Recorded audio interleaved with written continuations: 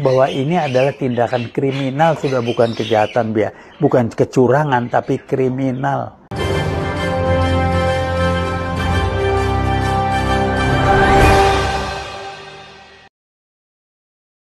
Assalamualaikum warahmatullahi wabarakatuh. Aktivis UI Watch yaitu Taufik Bahudin akhirnya buka suara terhadap dugaan kecurangan di pemilu 2024 ini. Sehingga Taufik Bahudin mengatakan bahwa kesalahan input suara bukanlah kesalahan teknis, tetapi kejahatan yang terstruktur, sistematis, dan masif. Jadi pemilu harus diulang, kata Taufik Bahudin. Sistem KPU Bawaslu ganti dulu. Jadi menurut Taufik Bahudin bahwa pemilu 2024 ini bukan kecurangan, melainkan kriminal. Ini kejahatan yang direncanakan. Baik, langsung saja kita lihat videonya. Ini mau ngomong apa? Yang jelas adalah Presiden Jokowi melanggar KKN, korupsi, kolusi, dan yang kasus Gibran ini nepotisme, jelas terang. Nggak bisa dibantah. Kok menang wae? Undang-undangnya jelas. Dan karena sudah dipersiapkan juga, maka Pak Jokowi mengarahkan, tunjukkan kalau ada kecurangan, lapor ke mana MK. Udah disetel. Kembali saya ulangi, Jokowi bikin kekeliruan dengan mengatakan, gue pak kasarnya, gue pasti menang. Siapa yang bisa ngalahin gue? Gue itu siapa? Anak yang maju. Dan diarahkan kemana? Tolong pelajari. Ini hanya sekedar pelanggaran. Mikir nggak kita? Kalau pelanggaran kok masif ya? Dan yang dimainkan semuanya paslon 02. Dirubah angkanya 10 jadi 100, 17 jadi 170 dan sebagainya. Itu dimasukkan, dimainkan. Kalau ketahuan Bawaslu kemarin salah input, kita sudah koreksi. Dianggap teknis, bukan. Ini kejahatan yang terorganisir, sistematis, dan masif dilakukan. Siapa yang jamin sistemnya benar di KPU? Sistem komputernya? Saya nggak ahli. Tapi kalau ini aja udah nggak benar, bagaimana sananya mau? Itu kan berlapis-lapis. Kan sederhana lah. Kok yang dikacau itu peningkatan main-main angka untuk 02? Solusinya? Ulangi. Hasil yang sekarang batalkan. Diproses ulang, ganti petugas-petugasnya, bongkar total. KPU Bawaslu dan sistemnya dirubah. Dan temanya lucu. Pemilu damai. Jujur dan adil, bukannya damai. Tujuannya bukan damai. Damai itu akibat. Tapi tujuan sasarannya jujur dan adil. Kok damai jadi tujuan bagaimana? Jadi kembali saya katakan, saya tidak kaget. Kami tidak kaget. Tapi tolong jangan melihat ini sepotong. Lihatlah urutan dari peristiwa kejadian yang kelihatan aja lah. Mulai dari KPU, Bawaslu, MK, itu yang kelihatan. Itu kan kelihatan. Kemudian dari tim robot mengatakan ini udah nggak benar. Bagaimana jawaban KPU diarahkan dengan seakan-akan hanya masalah teknis. Laporkan ke dokter, nanti kami koreksi, enteng aja. Bahwa ini adalah tindakan kriminal, sudah bukan kejahatan, bukan kecurangan, tapi kriminal. Kejahatan yang direncanakan secara sistematis dan masif. Dan niatnya memang mau macam-macam. Kembali saya ulangi, Jokowi bikin kekeliruan dengan mengatakan, gue pak kasarnya, gue pasti menang. Siapa yang bisa ngalahin gue? Gue itu siapa? Anak yang maju. Bukan Pak Prabowo-nya. Ya benar juga ya, kata aktivis UI Watch yaitu Taufik Bahudin ya. Jadi seharusnya pemilu itu jurdil, jujur dan adil, bukan pemilu damai. Jadi kalau pemilu damai, jadi orang akhirnya berasumsi dan berspekulasi bahwa kalau terjadi kecurangan ya damai saja. Makanya jadi pemilu damai, bukan pemilu jujur dan adil ya. Benar sekali apa yang dimaksudkan oleh Taufik Bahudin. Dan kalau seandainya pemilu ini harus diulang ya, semua petugas dari KPU sampai Bawaslu harus diganti semua. Jadi harus diambil perwakilan dari partai-partai supaya tidak punya kepentingan dan saling menjaga suaranya. Dan juga kita pernah mendengar ya statement dari Jokowi di mana dia mengatakan jangan teriak-teriak curang tetapi laporkan ke Bawaslu. atau nanti ke Mahkamah Konstitusi. Untuk ke Bawaslu, mekanisme nanti persidangan di MK saya kira sudah diatur semuanya kok. Jadi janganlah teriak-teriak curang. Ada bukti langsung bawa ke Bawaslu, ada bukti bawa ke MK. Jadi kata Jokowi jangan teriak-teriak curang, ada bukti bawa ke Bawaslu, ada bukti bawa ke MK. Nah, kita perlu tahu apa yang disampaikan oleh Jokowi rumusnya cuma satu, yaitu kebalikannya ya. Sehingga ini ditanggapi langsung oleh Ferry Amsari yang merupakan pemain film Dirty Vote. Dan Ferry Amsari mengatakan, kami dilarang teriak curang, yang lain boleh teriak menang.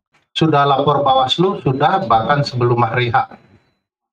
Kami sudah pernah melapor 27 pidana pemilu.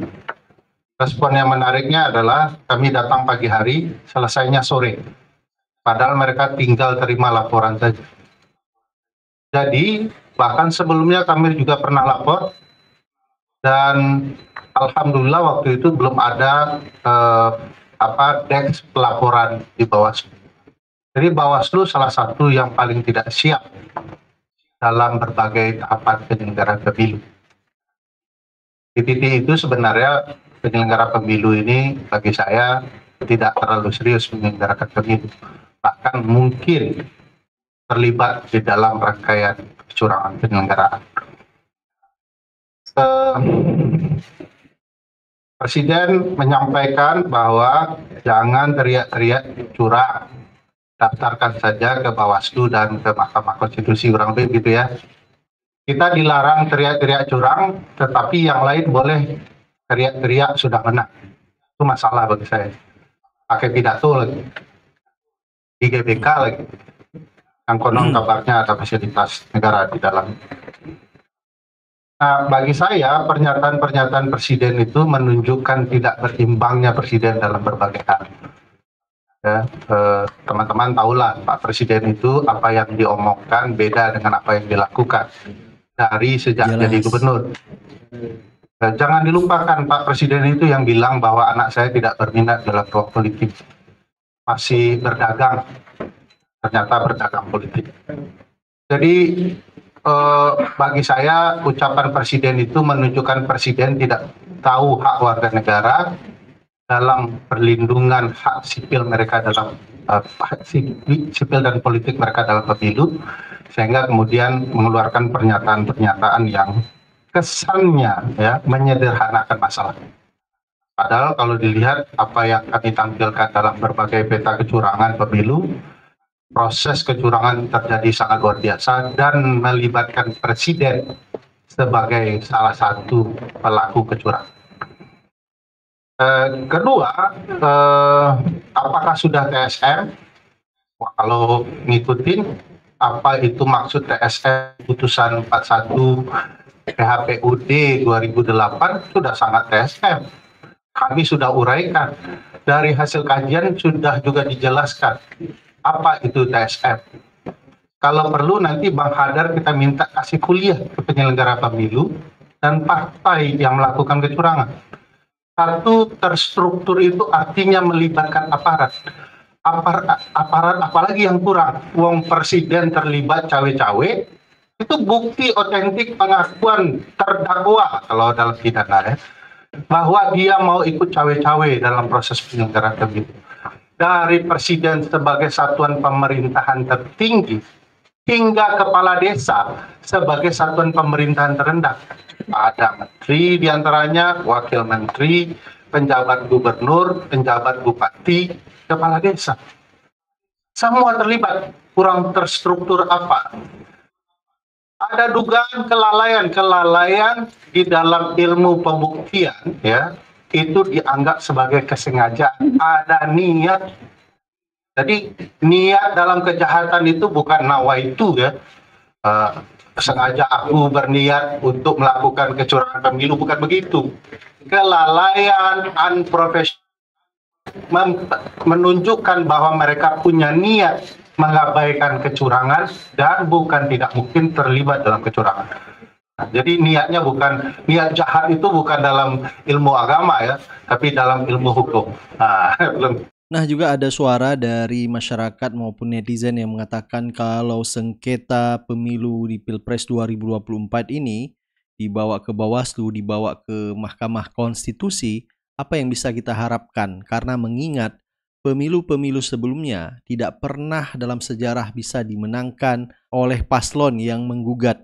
Apalagi Paman Usman yang merupakan pamannya Gibran, yaitu akhirnya menggugat ke PT UN untuk menjadi hakim Mahkamah Konstitusi lagi. Dan pada akhirnya juga Refli Harun menanggapi atas anggapan masyarakat bahwa percuma sengketa pemilu dibawa ke MK, maka dipastikan tidak ada harapan untuk menang.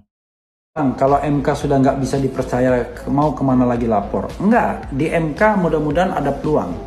Pertama, Paman Usman tidak boleh ikut di dalam sengketa hasil pemilu karena melibatkan keponakannya dan iparnya. Jadi hanya 4 hakim dan mudah-mudahan mereka bisa objektif. Gitu ya. Kumpulkan terus buktinya. Jadi berdasarkan putusan MK, Paman Usman tidak boleh itu ikut-ikutan cawe-cawe. Legowo labang.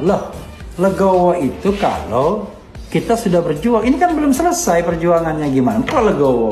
Legowo itu kalau sudah ada keputusan dan keputusan itu verified, tidak ada kecurangannya, baru kita bilang legowo.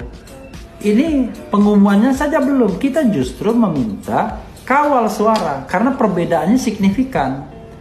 Kalau di internal Amin itu kemenangannya lewat tipis saja dari 50%, bukan 56% seperti si rekap KPU. Di kawal pemilu.org juga kecil juga, cuma 1% saja. Jadi itu peluang. Belum lagi kalau kita cek apakah benar ada kemenangan di 20 provinsi itu, terutama di provinsi Papua. Ya, jadi kita bukan soal kita nggak mau kalah, tetapi kita mencari kebenaran. Coba ya, sekarang saya tanya sama Pak Mahfud MD misalnya. Dulu kan dia sering sekali mengeluh, begitulah pemilu. Kalau yang kalah bilang KPU curang, yang menang sebaliknya. Nah sekarang coba Mahfud MD dan timnya yakin nggak dengan hasil pemilunya? Pasti nggak yakin dia. Karena memang kecurangannya nyata ya. Nah, apa yang disampaikan tadi oleh Refli Harun, apakah pamannya Gibran, yaitu Paman Usman, akan kembali ke MK? Nah, ini akhirnya dibeberkan oleh salah satu tim hukum Denny Indrayana, yaitu yang bernama Razib. Paman Usman is back. Apakah berita ini benar? Ini hoax teman-teman, belum terjadi dan tentu kita berharap tidak akan pernah terjadi. Ramai pemberitaan yang mengatakan bahwa Petun Jakarta mengabulkan gugatan Anwar Usman untuk kembali duduk sebagai Ketua Mahkamah Konstitusi dengan menempelkan gambar ini. Ini adalah petitum, belum menjadi amar.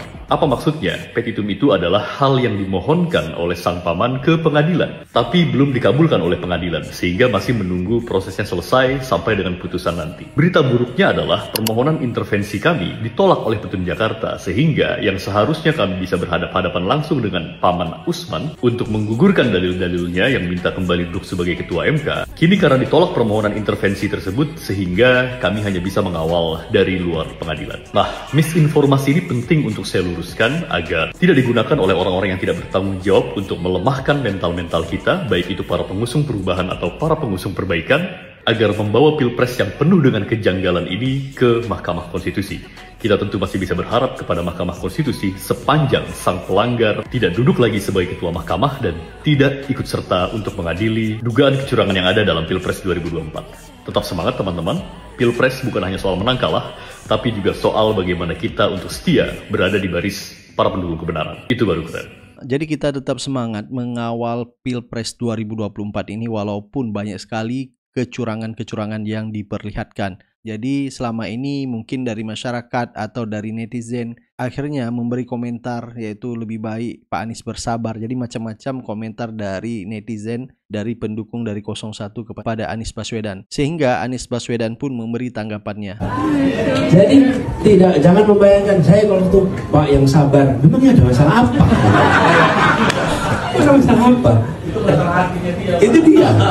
Jadi saya sampaikan pada semua, saya dari mulai awal ketika keluar angka dan lain-lain tidak ada sedikit pun perasaan kita nggak dapat dari sama sekali nggak ada. Teman-teman, feeling ini yang kalau boleh saya rasakan, feeling ini yang saya rasakan ketika reshuffle dulu. Oke? ketika reshuffle itu semua orang yang nemenin tahu persis. Saya ketika reshuffle itu bilang alhamdulillah. Ini ada rencana lain yang kita belum tahu.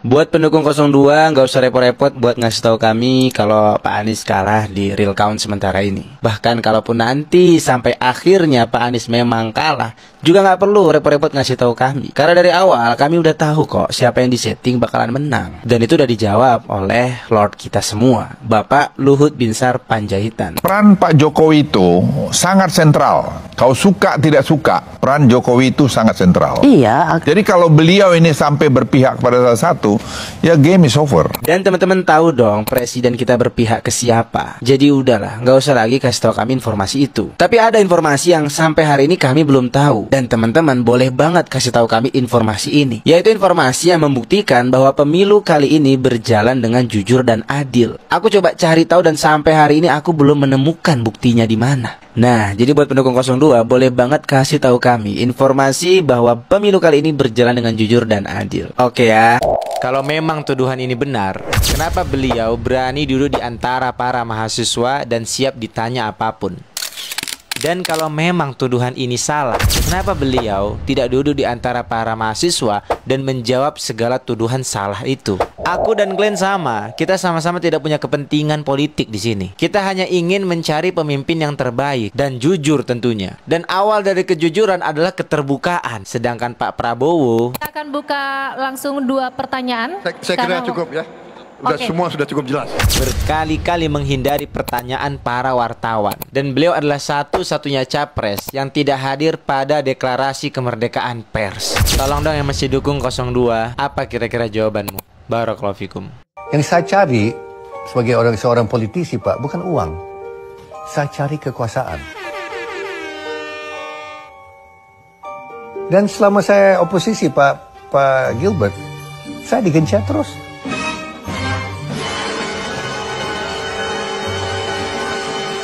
Nah, jadi gimana? Sudah paham?